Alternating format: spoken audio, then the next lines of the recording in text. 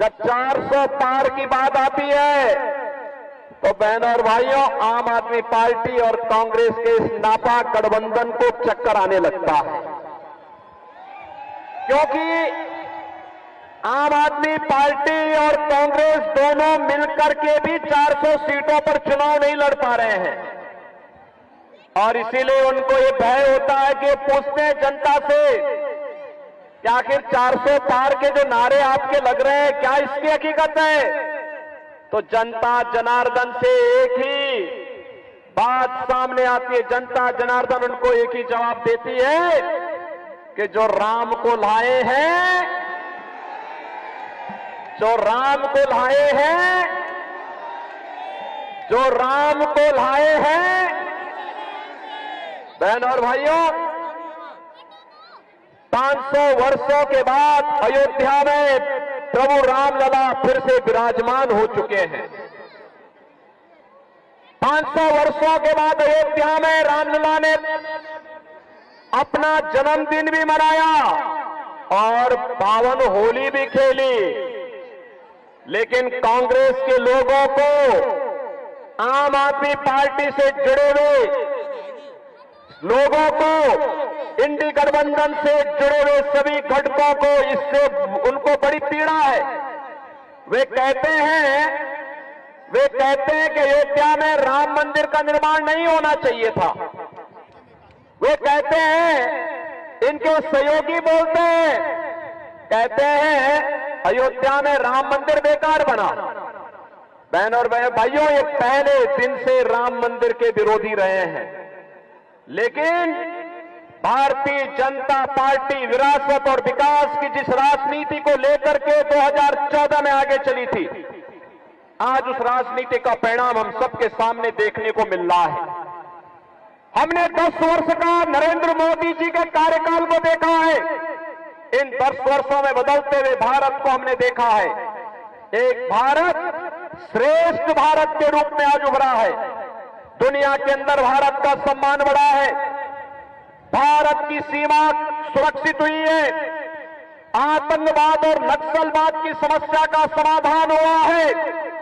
बहनों और भाइयों, अब तो कहीं जोर से कहीं पटाखा फट जाए तो सबसे पहले पाकिस्तान सफाई देता है कि मेरा हाथ नहीं है, क्योंकि इसे मालूम है ये नया भारत है। ये नया भारत, ये नया भारत या छेड़ता नहीं है, लेकिन अगर कोई छेड़ता है तो उसको छोड़ता भी। और इसीलिए भारत से लोग आज उसके ताकत के कारण कोई दुश्मन भारत की ओर टेढ़ी नजरों से देखने का दुस्साहस नहीं कर सकता है। बहनों और भाइयों, विकास के नए नए कार्य हो रहे हैं, हाईवे बन रहे हैं, रैपिड रेल आ रही है, रेल के नए नए संस्करण, वंदे भारत ट्रेन के रूप में, अमृत भारत ट्रेन के रूप में, नमो भारत ट्रेन के रूप में जो रैपिड रेल आपकी दिल्ली से मेरठ तक चली है, ये सभी पिछले 10 वर्ष के अंदर मोदी जी के द्वारा किए गए प्रयासों का परिणाम है। बहनों और भाइयों, ये नया भारत आज अपने युवाओं के लिए IIT देता है, IIM का नए नए संस्थान बनाता है, IIIT, NIT, world class university भी देता है, और शुद्ध पेयजल हर भारतवासी को देने के लिए हर घर नल की योजना है, और नल में शुद्ध जल की उपलब्धता देकर के हर एक के स्वास्थ्य का ध्यान भी रख रहा है। ये नया भारत विकास पे ध्यान दे रहा है। तो बहनों और भाइयों, ये नया भारत गरीब कल्याणकारी योजनाओं के भी नए प्रतिमान स्थापित कर रहा है।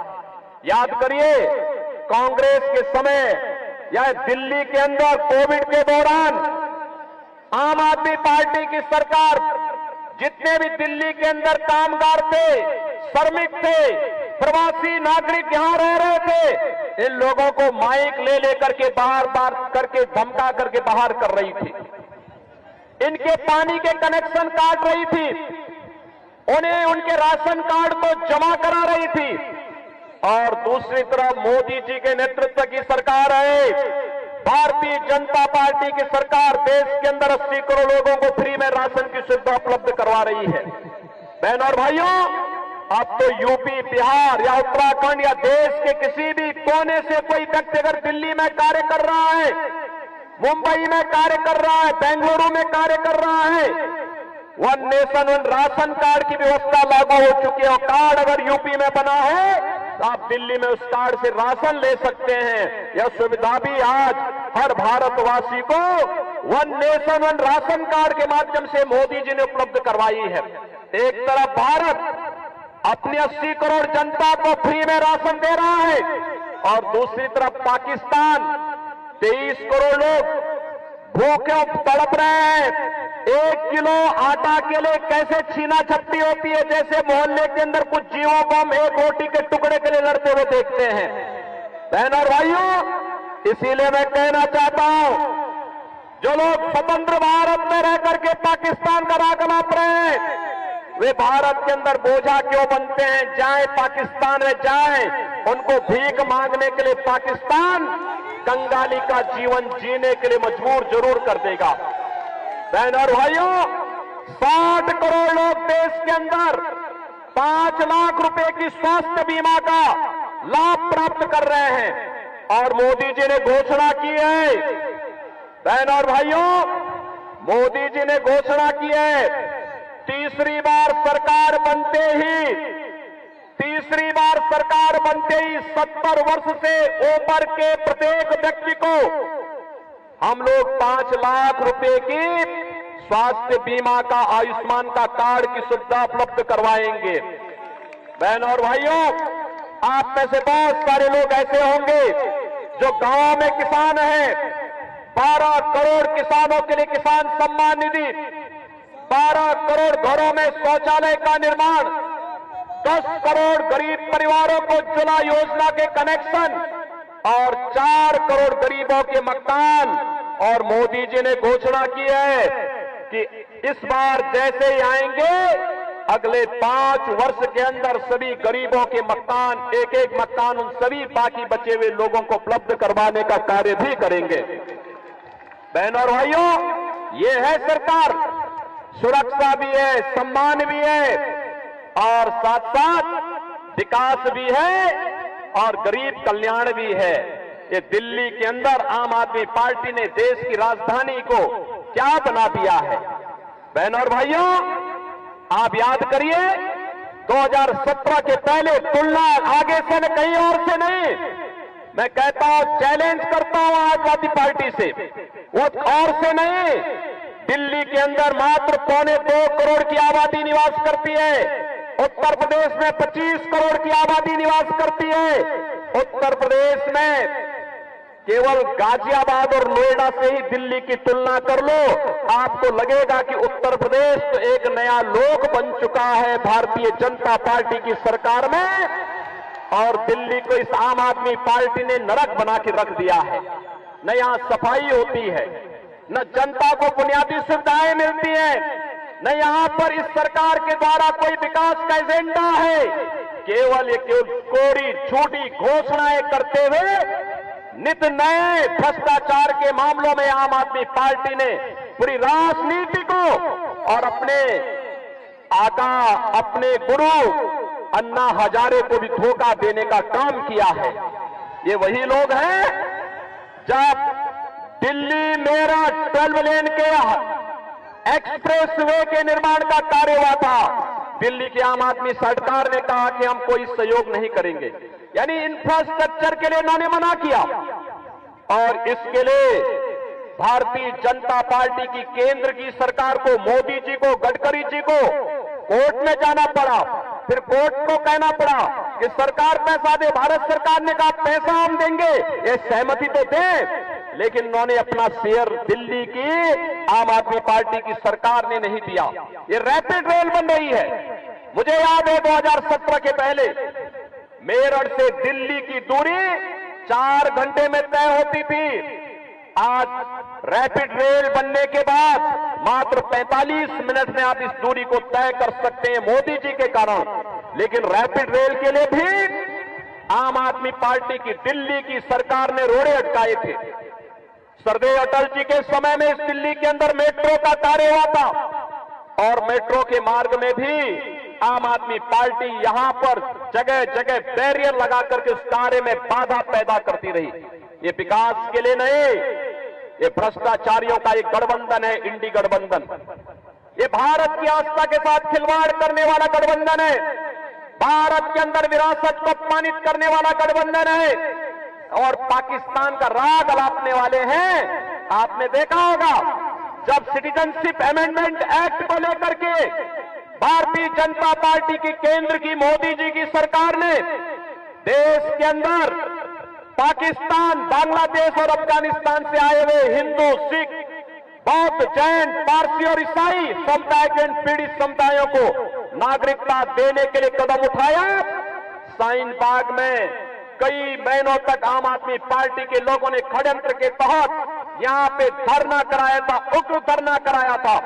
ये कांग्रेस और इंडी गठबंधन है जो मानवता के विरुद्ध आचरण करता है, अराजकता फैलाता है, हर समाज विरोधी, राष्ट्र विरोधी गतिविधियों को ये प्रश्रय देते हैं और इनके संबंध पंजाब में किन लोगों से हैं जो भारत विरोधी गतिविधियों में लिप्त हैं।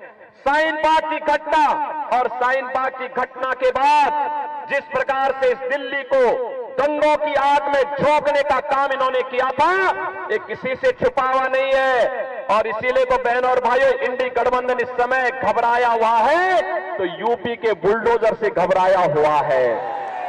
इनको मालूम है कि इन दंगाइयों का उपचार उत्तर प्रदेश के पास है और उत्तर प्रदेश का बुलडोजर जब इन माफिया और दंगाइयों के ऊपर चढ़ता, इनकी छाती को रौंदते हुए आगे बढ़ता है तो बहनों और भाइयों, उत्तर प्रदेश में 7 वर्ष से कोई दंगा नहीं हुआ। जब राम जन्मभूमि का फैसला आ रहा था तब भी ये कहते थे कि राम जन्मभूमि का फैसला आ गया तो दंगा हो जाएगा, खून की नदियां बह जाएंगी। मैंने कहा देखो, ये नए भारत का नया यूपी है, अब दंगा नहीं होगा, एक पत्ता भी नहीं मिलेगा। आज आप देखते होंगे यूपी के अंदर, अरे दंगे की बात तो दूर, अब सड़क पे नमाज भी नहीं पढ़ी जाती है। अब तो यूपी के अंदर मस्जिदों के माइक भी उतर चुके हैं। लोग भूल गए हैं कि कभी चिल्लाहट से किसी को परेशानी भी होती थी और इसीलिए मैं आपसे कहने के लिए आया हूं, जो लोग देश के खिलाफ साजिश रच रहे हैं, जो लोग आपकी आस्था के साथ खिलवाड़ कर रहे हैं, जिन लोगों ने अयोध्या में राम मंदिर के मार्ग में बाधाएं खड़ी की हैं, उन लोगों को ताकत नहीं देनी है। याद करिए, ये आम आदमी पार्टी, इसका दोहरा चरित्र है। कांग्रेस के विरोध में इन्होंने अन्ना हजारे के साथ आंदोलन किया था इसी दिल्ली में और उस समय क्या क्या ये वायदे करते थे।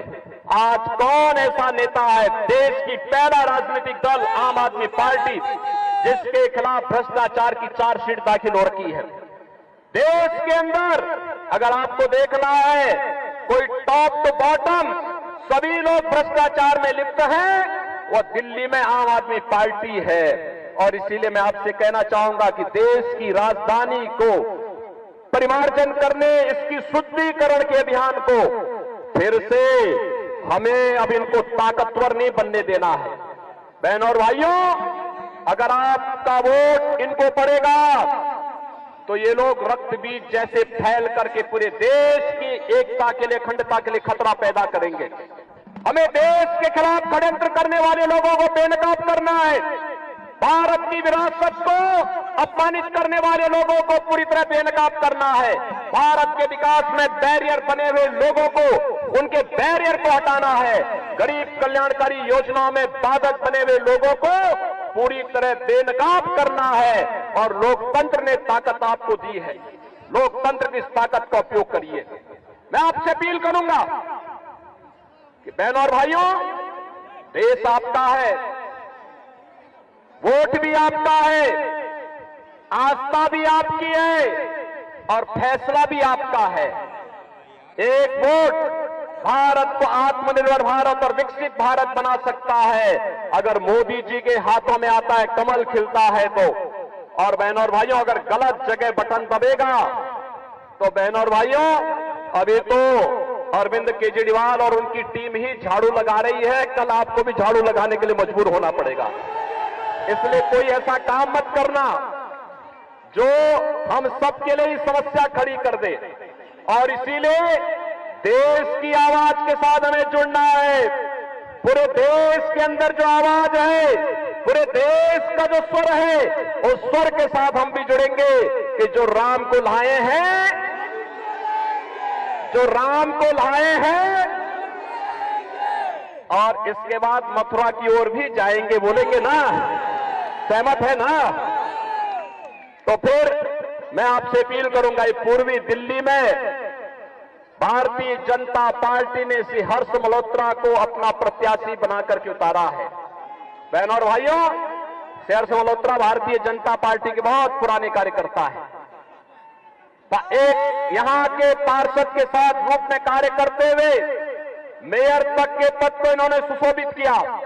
इनके समय में इन्होंने अपने स्तर पर बेहतरीन प्रदर्शन करने का प्रयास किया।